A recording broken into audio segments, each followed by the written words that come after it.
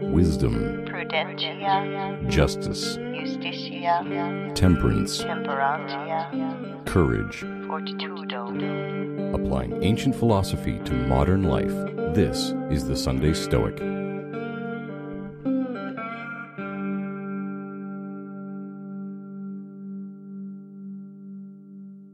Welcome to the Sunday Stoic Podcast. My name is Steve, coming to you from Conway, Arkansas. This is a podcast dedicated to the exploration and application of the ancient philosophy of Stoicism, and we also explore other philosophies that may help us to live the good life as well.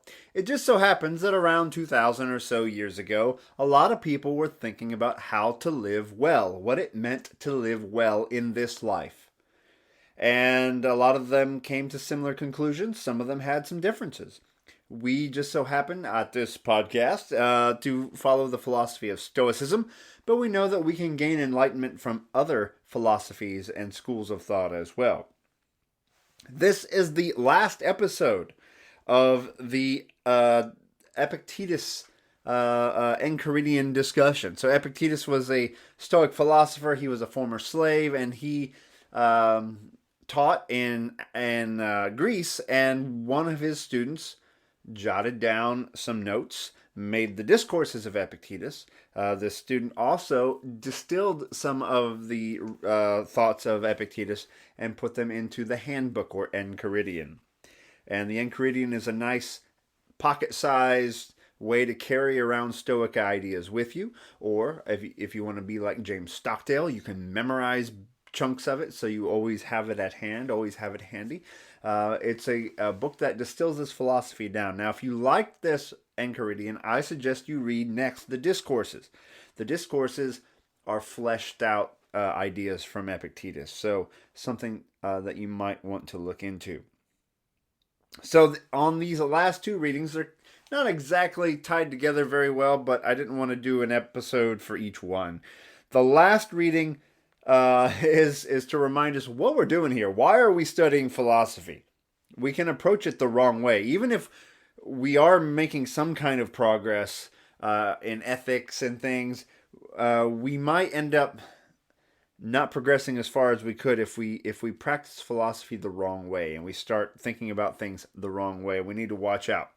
And the last reading is sort of a wrap-up, bringing the Enchiridion into full circle, and giving us some quotes from writings that I would assume Epictetus was influenced by. Much like you would hear from a Christian, John 3:16 being brought up or something like that. There are sayings here that meant a lot to Epictetus that he thought were good ways to remember some of our principles. So that's where we'll end after we hear from the Enchiridion.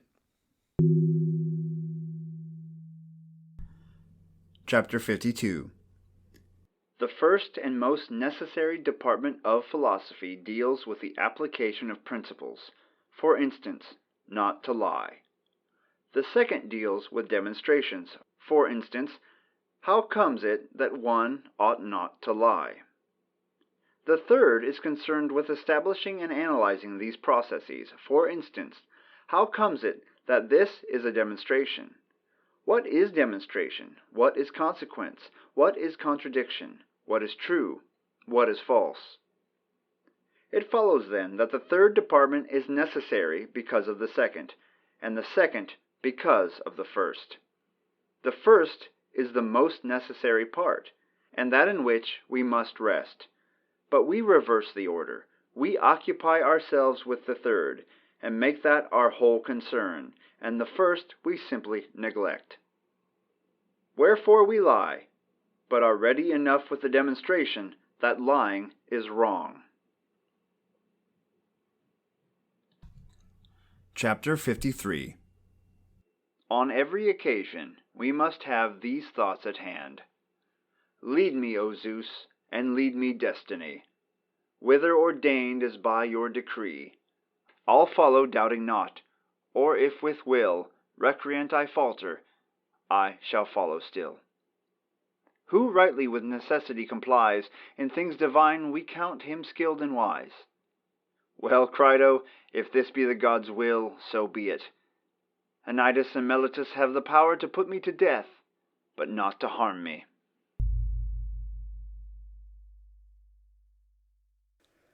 So the first reading is a warning, or Epictetus is pointing his finger at us and saying, hey, what are you doing? Because we know that when it comes to philosophy, and in this case, I think we're talking mostly about logic, but I think we can apply it to ethics as well. But the first part of philosophy is the use of precepts. You should not lie. Little sayings that help you to remember what you're supposed to do, how you should act. You should not lie. Do not lie. Do not steal. Do not covet externals. Stuff like that. Little statements to remind yourself what you should and should not do.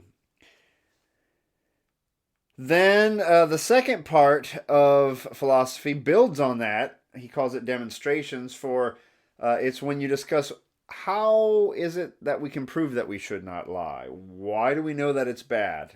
How do we know that lying is contrary to nature, for example?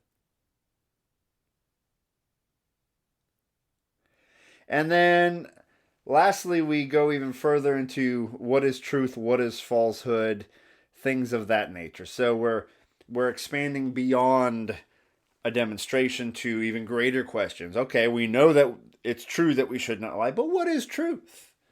What is truth? What is beauty? These are things that philosophers love to stand around and talk about.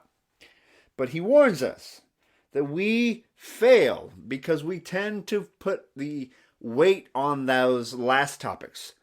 What is truth? What is lying? What does it mean to lie? We're spending these time on these kind of word games and deep philosophical discussion that doesn't really amount to a change in how we act. And Stoicism is nothing without action. So he's saying we spend our time on the third topic. So we can talk all day about why it is wrong to lie, and at the same time we're lying all the time. So we focus on these grandiose ideas, but not on the implementation of the simple idea that thou shalt not lie, right? You should not lie. So we can talk all day in circles about why lying is bad, what the nature of evil is, so on and so forth, when to really be a good philosopher, all we need do is not lie. Stop talking about it and just do it, right? As Marcus would say, stop talking about what a good man should be and just be one. Lastly, he says to have these maxims ready. The first one is a reading from Cleanthes, the second head of the Stoa after Zeno. It's basically a prayer to Zeus, who was seen as the deity of the universe, the soul of the universe, as it were. Lead me, O Zeus, and thou, O destiny, the way I am bid you to go. So basically, I know I'm a dog behind a cart. Lead the way. I'm not in control of the cart. I'm just tethered to it. Lead the way, because if I choose not to, I'm going to go anyway, basically, is what he says here. I will make myself wretched, and I will still follow. So I do so willingly, is what he's saying there. So that's a strong Stoic idea. Amor fati, love your fate, love what's happening to you. It, according to Epictetus, is divinely inspired. So it's got to be for the best, so you might as well roll with it. For a secular Stoic, it might be more like, this is the way things are. I will look for ways I can change things, but wishing things were different isn't going to make a lick of difference. I might as well continue on this path. The next verse, but whoso nobly yields unto necessity, we hold him wise and skilled in things divine. That is actually a snippet from a play by Euripides, basically saying whoever does what is yields to necessity, does what is necessary, or accepts what is necessary, we know that they are skilled in the way of the divine, because they're not arguing with the gods, as it were. You're not arguing with the laws of physics, with cause and effect. You are a follower of the law of nature. And I like to point out, it's interesting, he quotes Euripides, which is something to keep in mind. Here's a Stoic quoting from a play, we can find wisdom beyond philosophers. We can find wisdom in a movie, in a novel, in the entertainment of the world, as long as it's not garbage, right? And then lastly, he says, O Crito, if it so pleases the gods, so let it be. Anytus and Melitus are able to kill me, but they cannot harm me. That being a snippet of some of the last things that Socrates had to say before he was forced to drink hemlock. He's saying, these accusers can have me killed. That is beyond my power. But they can't harm me, because the only harm that can come to me is harm to my character by my thoughts, actions, and lack of actions. My aversions and my cravings, as it were. All these things that we've been talking about. He kind of wraps up the Enchiridion in full circle. Because remember, it began with the idea that some things are in your power and others are not. And he ends with a quote from Socrates on the exact same manner. Me being dead in an hour or two is beyond my power. They can kill me, but they can't harm me, because harm can only be done to myself by myself if I fail to live up to my principles, if I don't live up to the philosophy that I espouse. In the last episode, we talked about how he says, you're a grown adult now. You have to start living life as if what you know to be best is unviolable law. So what you know to be best. At this point, we have a pretty strong notion of what is good and what is bad according to the Stoics. Of course, we can still review this, but stewing over more and more books over the same thing is not going to cause us to make progress. That will just cause us to go in circles. We want to climb that mountain higher and higher.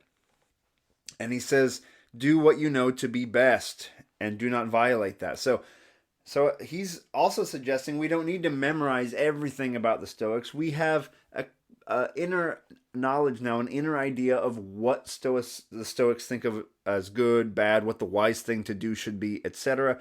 So we should start to rely on our own judgment. Is this for the best? Yes or no? Is this good for me? Is this good for me to do? Yes or no? And start making decisions based on that Stoic knowledge that you have swallowed and allowed to become part of you.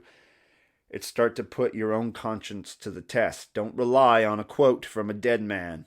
Rely on the voice in your head. Do the right thing. Live well, my friends, and seize the day. Carpe diem. Thank you for listening to the Sunday Stoic.